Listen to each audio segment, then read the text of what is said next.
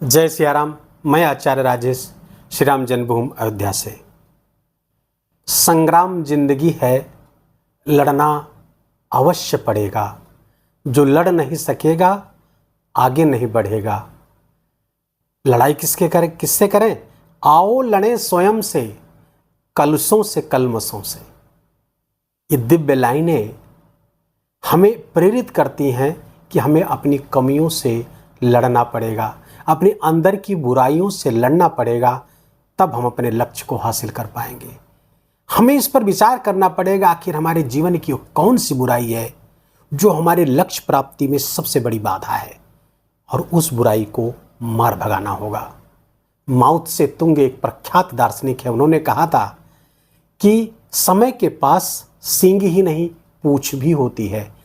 यदि किसी कारण से सींग निकल गई हो तो समय की उस जानवर की पूंछ पकड़ करके हम उसे अपने काबू में कर सकते हैं। अर्थात समय के अंतिम हिस्से का भी हम सदुपयोग कर लें अपनी पूरी क्षमता से, तो हम अपने लक्ष्य को प्राप्त कर सकते हैं। 2024 का 8 महीना बीत चुका है। चिंतन करें कि आखिर हम अपने लक्ष्य को अभी तक क्यों न प्राप्त कर सके। हमने जो लक्ष्य निर्धारित किया था, अपने कैरियर में प्रोग्रेस की, वो हमको क्यों न प्राप्त हुई। हमने जो आर्थिक लक्ष्य निर्धारित किया था, जो हमारी आवश्यकता है, वो हमने अभी तक क्यों नहीं पूरी की। हमारे व्यापार व्यवसाय में वो सफलता अभी तक क्यों नहीं मिली। अगर इस पर आप विचार करेंगे तो फिर यही लड़ाई की बात है कि आखिर उन कमियों से हम कब जूझेंगे, उनको कब मार भगाएंगे, जिससे हम अपनी उन्नति, अपने लक्ष्य को प्राप्त कर सके और अपने चरम लक्ष्य तक पहुंच सके। 2024 के प्रारंभ में ही मैंने बताया था कि 2024 का महीना शनि को डेडिकेटेड है, अर्थात 2024 का वर्ष के स्वामी शनिदेव हैं। शनिदेव परिश्रम बहुत करवाते हैं, पसीना निकाल लेते हैं, तब परिणाम देते हैं। 2 गुनी मेहनत और 4 गुना परिणाम शनिदेव की विशेषता है। जो उनके पैरामीटर्स पे खरा उतर जाता है, फिर शनिदेव उसको इतना देते हैं कि वो संभाल नहीं पाता। लेकिन यदि उनके पैरामीटर्स पर आप खरे नहीं उतरे तो फिर आपको सड़क पर ला करके छोड़ देंगे। ध्यान रहे कि मकर राशि के जातकों के लिए अब 8 महीने बीत चुका है। जो हो चुका है छोड़िए, बीती ताहि बिसार दे, आगे की सुध ले। आगे आपके 4 महीने बचे हुए हैं। इन 4 महीनों का इतना सुंदर सदुपयोग करना होगा, जिससे जो पिछले 8 महीने में नहीं कर पाए, उसे हम 4 महीने में कर डालें। ऐसा संकल्प विकसित करना होगा। और रही बात ग्रहों की, तो मकर राशि के जातकों के लिए आने वाले 4 महीनों में ग्रह बहुत ही सपोर्टिव है, बहुत ही अनुकूल है।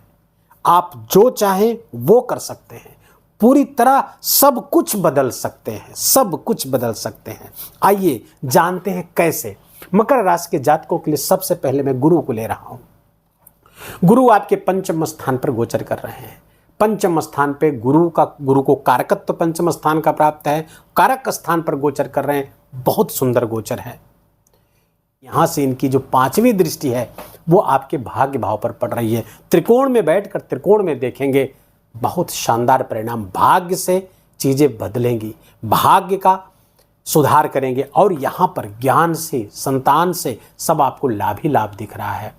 अपनी नॉलेज से अगर आप विद्यार्थी हैं तो आप वहाँ से बहुत बड़ा अचीवमेंट अपने लिए प्राप्त कर सकते हैं। अगर आप चाइल्ड प्लान कर रहे हैं, ये बेहतर स्थिति है, आपको करना ही चाहिए। आने वाले समय में चाइल्ड प्लान आपका सक्सेस हो सकता है।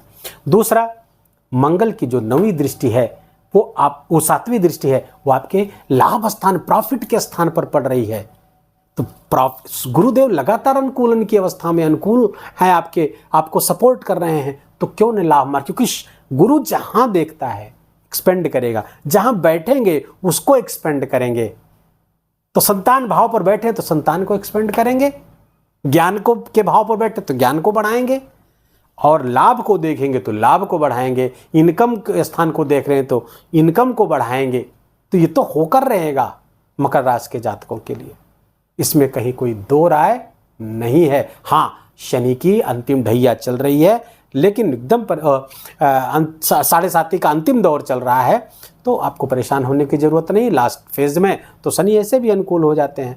और शनि जब आपके धन स्थान पर गोचर कर रहे हैं तो कहना ही क्या। शनि की जो 10वीं दृष्टि है, शनि की 10वीं दृष्टि पे हम बाद में आएंगे, पहले गुरु की जो 9वीं दृष्टि है आपके राशि स्थान पर पड़ रही है।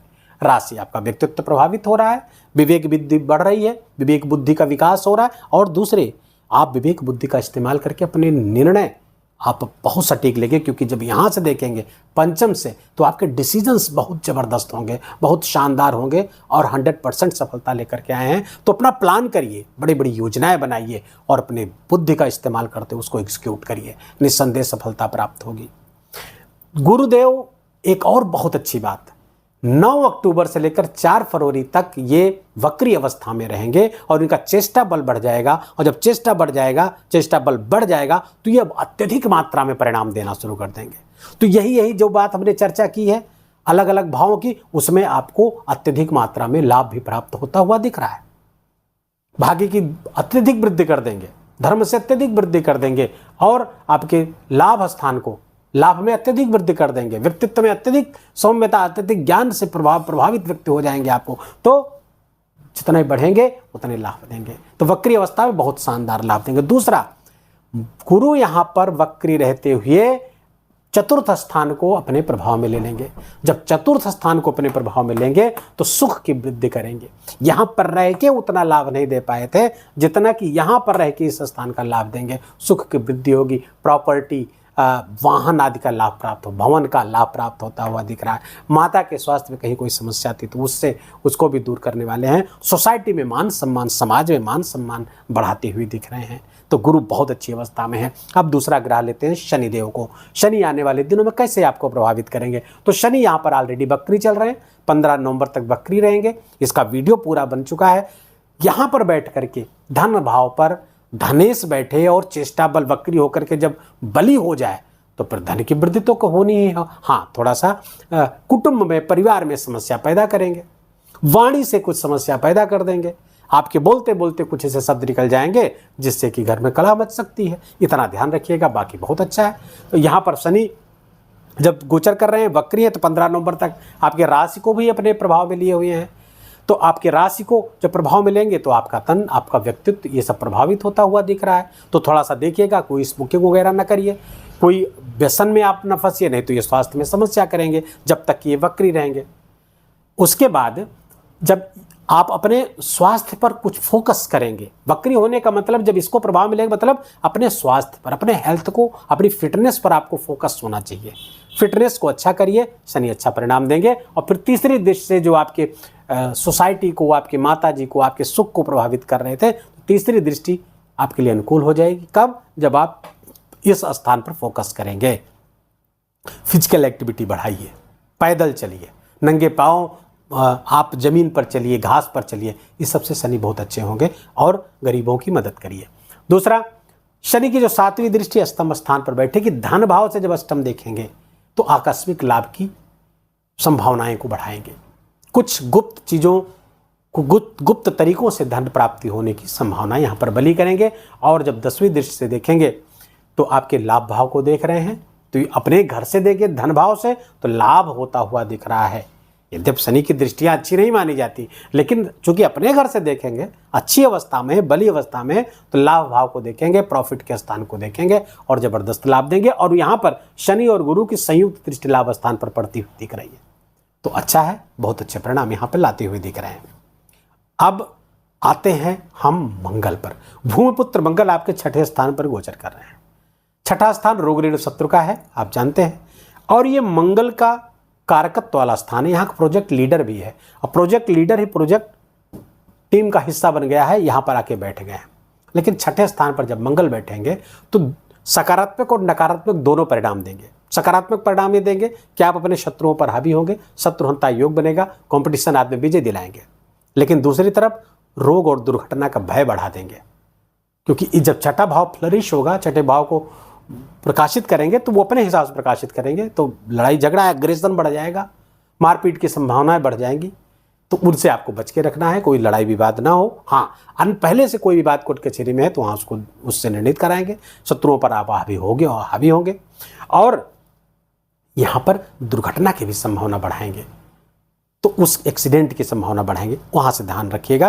कोई हाँ, मेडिकल फील्ड्स के जो विद्यार्थी हैं, लॉ से जो और फोर्स से, मिलिट्री से, पुलिस से जो जुड़े हुए लोग, उनके लिए बहुत अच्छा मंगल, ये कंटिन्यूअस रहने वाले हैं। यहाँ तक रहेंगे 20 अक्टूबर तक, यहाँ पर 20 अक्टूबर तक रहेंगे। 20 अक्टूबर के बाद अपनी नीच राशि सप्तम आएंगे तो गृहस्थ जीवन में प्रॉब्लम देंगे, जीवन साथी का स्वास्थ्य बिगड़ सकता है, उसके साथ संबंध में समस्या हो सकती है। साझेदारी का व्यापार व्यवसाय, उसमें भी आपको सावधान रहना होगा। पार्टनरशिप में एक दूसरे की सुन करके ही आगे बढ़ेंगे, अपने ही चलाएंगे तो वहाँ पर भी बात हो सकता है। लेकिन जब 20 अक्टूबर के बाद यहाँ आएंगे मंगल, यहाँ पर रहते हुए वक्री होंगे, वक्री होकर के पुनः आ जाएंगे छठे स्थान पर, तो ये वर्ष के अंत तक यही विराजमान रहने वाले हैं। तो मंगल का जैसा लाभ लेना है आपको लेना चाहिए। मंगल की चौथी दृष्टि से आपको आपके भाग्य में वृद्धि करेंगे यहाँ पर, और सातवीं दृष्टि से आपके खर्चे बढ़ाएंगे। खर्चे कहाँ से बढ़ेंगे? चिकित्सा पर बढ़ेंगे। चिकित्सा पर खर्चे बढ़ेंगे तो उसके लिए मैं बताता हूँ हमेशा, क्योंकि ये खर्चा है, खर्चे का भाव है, तो खर्चे तो बढ़ेंगे। रोग के स्थान से देखें तो रोग पर खर्च बढ़ेगा, मेडिसिन पे खर्च बढ़ेगा।